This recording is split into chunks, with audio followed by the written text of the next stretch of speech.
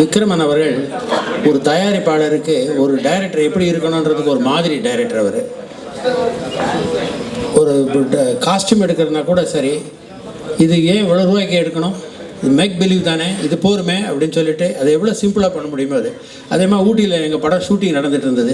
எத்தனை தரம் மலையை விட்டு கார் கீழே போச்சு, ஏன் எத்தனை தரம் போச்சு, ஏன் எவ்வளோ டீசல் ஆச்சு, ஏன் இப்படி பண்ணுறீங்க அப்படின்னு ஒவ்வொன்றுக்கும் ப்ரொடியூசர் கேள்வி கேட்குற டைரக்டர் அவர் ஒருத்தர் தான் எனக்கு தெரிஞ்சு. ஏன்னா மற்றவங்களெல்லாம் ப்ரொடியூசர் தான் கேட்பாங்க, இவர் ஏன் சார் இப்படிலாம் வேஸ்ட் பண்ணுறீங்க, அப்புறம் இந்த ஆர்டிஸ்ட் இவ்வளோ ரூபாய்க்கு மேலே கொடுத்தா போகிறோம் சார், அதுக்கு மேலே வேணாம் சார், நான் வேற ஆள் இல்லைன்னா சொல்கிறேன் சார்னுவார். இவர்கிட்ட மாட்டிக்கிட்டு ப்ரொடியூசர் வந்து டென்ஷன் ஆகிடுவாங்க. ஏன்னா எக்கானமியை வேஸ்ட்டே பண்ணாமல் ஒரு அற்புதமாக ரிச்சாக படம் எடுக்க தெரிஞ்ச ஒரு நல்ல டைரக்டர். எங்களுக்கு இவர் மேலே எனக்கு ரொம்ப ஈடுபாடு உண்டு. ஆனால் ஏதோ ஒரு காரணத்தால் நான் வந்து அவரோட கண்டினியூஸாக படம் பண்ண முடியல. நான் 1990 அவருக்கு வந்து அட்வான்ஸ் கொடுத்தேன். 14 வருஷம் கழித்து தான் எனக்கு அவர் படம் பண்ண முடிஞ்சது. அப்படி ஏதோ ஒரு பிஸியாக அவரும் இருந்தார், ஏதோ ஒரு காரணத்தால் தள்ளி போச்சு. ஆனால் ரொம்ப ஆசைப்பட்டு நான் எடுத்த படம் அது. படம் நாங்கள் நினச்ச அளவுக்கு பெருசாக போகல, ஆனாலும் ஒரு நல்ல படம் எடுத்தோன்னு முழு திருப்தியோட இந்த ப்ரொடியூசர்ஸ்க்கு நான் சொல்கிறேன், ஒரு அருமையான டைரக்டர் உங்களுக்கு கிடச்சிருக்காங்க, இவரை விடாதீங்க. இவர் வந்து ரொம்ப உழைப்பாளி, அதே சமயத்தில் சிக்கனம், அதை ஈடுபாடோடு எந்த வேலை செஞ்சாலும் அது பாருங்கள், இங்கே அரேஞ்ச்மெண்ட்லேருந்து எல்லாம் அவரே பண்ணிகிட்ருக்கார். ஒரு ப்ரொடக்ஷன் மேனேஜர், ஒரு ப்ரொடியூசர், ஒரு டைரக்டராக இருந்த ஒரு டைரக்டர் அவர். அவருடைய வெற்றி திரையுலகத்திற்கு மிக மிக அவசியம். ஏன்னா இந்த மாதிரி நல்ல டைரக்டர்ஸ் நல்லா அப்படி சக்ஸஸ்ஃபுல்லாக இருந்தாங்கன்னா அது நிச்சயமாக. அதனால் மற்ற டைரக்டர்ஸ் எல்லாம் நான் குறை சொல்லலை, எல்லா டைரக்டர்ஸும் நல்ல டைரக்டர்ஸ், அதுவும் இங்கே வந்திருக்க எல்லாருமே நல்ல டைரக்டர்ஸ் தான். இருந்தாலும் இவருடைய வெற்றி நிச்சயமாக இண்டஸ்ட்ரிக்கு நல்லது. இவர் வெற்றி பெறணும்னு வாழ்த்தி இந்த தயாரிப்பாளர்கள் என்னுடைய வாழ்த்தை சொல்லி விடைபெறுகிறேன். நன்றி, வணக்கம். விக்ரமன் அவர்களுக்கு இவ்வளவு டைரக்டர்ஸை கூட்டிகிட்டு வந்து இங்கே உட்கார வச்சதுக்கு நான் முதல் நன்றி சொல்கிறேன்.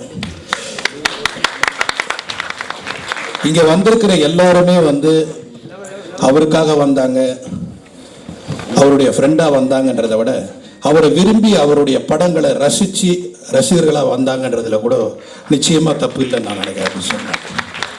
ஏன்னா நான் அந்த முறையில் தான் இங்கே வந்திருக்கேன்.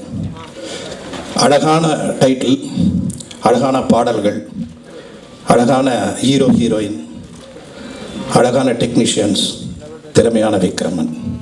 இதுக்கு மேலே வெற்றிக்கு வேறு வார்த்தை சொல்ல முடியாதுன்னு நினைக்கிறேன். இன்னைக்கு வந்து யங்ஸ்டர்ஸ் டைரக்டர்ஸ் எப்படி இருக்காங்கன்னா, 5 days டெஸ்ட் மேட்ச் நம்ம பார்த்தோம், 50 overs பார்த்தோம். ஆனால் இன்னைக்கு ஐபிஎல் பசங்க ஐபிஎல் ஆடிட்டு இருக்காங்க. இருந்தாலும் விக்ரமன் வந்து டிராவிட் மாதிரி, சச்சின் மாதிரி கண்டிப்பாக ஆடிட்டே இருப்பார். வாழ்க வாழ்க. இங்கே வாழ்த்த நிறைய பேர் இருக்காங்க. அண்ட் ப்ளஸ் விக்ரமன் சார், உங்களை வாழ்த்த எனக்கு வயசில் சந்தோஷப்பட மனசு இருக்குது. ஃபஸ்ட்டு விக்ரமன் சார் வந்து இந்த படத்தோட கதாநாயகன் வந்து ஒரு சீக்வன்ஸில் வந்து டைரக்டர் ஆகிறாரு. ஸோ கடைசியில் ப்ரீமியர் ஷோவில் வந்து நீங்கள் வாழ்த்துற மாதிரி நிறைய கெஸ்ட் வராங்க. ஸோ நீங்களும் வந்து அதில் பார்ட்டிசிபேட் பண்ண சொன்னார். பட் அன்றைக்கி என்னால் எனக்கு சொல்ல எனக்கு வந்து நேரம் இல்லை. அன்றைக்கி வந்து நான் என்னோடய வாய்மை படம் ஷூட்டிங்கில் வந்து நிறைய கவுண்டமணி சார்லேருந்து ஊர்வசி மேம் வந்து நிறைய ஆர்டிஸ்ட் இருக்காங்க. ஸோ எல்லாம் காலையில் 7 மணிக்கு இருந்தாங்க. ஸோ அன்றைக்கி வர முடியாத காரணம் அதை நான் இன்றைக்கி நான் மன்னிப்பு கேட்டுக்கிறேன். பட் வந்தது இன்றைக்கி பூர்த்தி ஆயிடுச்சு. இன்றைக்கி அந்த சீக்வன்ஸாக ஷார்ட் கொடுத்துட்டேன். மற்றபடி இந்த படம் மிகப்பெரிய வெற்றி அடைய என்னோடய வாழ்த்துக்கள். அண்ட் படத்தோட ஹீரோ ஹீரோயின் உங்களுக்கு என்னோடய வாழ்த்துக்கள். படத்தில் நீங்கள் டைரக்டராக நீங்கள் ஜெயிக்கிற மாதிரி இந்த படத்துக்கு அப்புறம் ஹீரோவாகவும் ஜெயிப்பீங்க. All the best. தேங்க்யூ.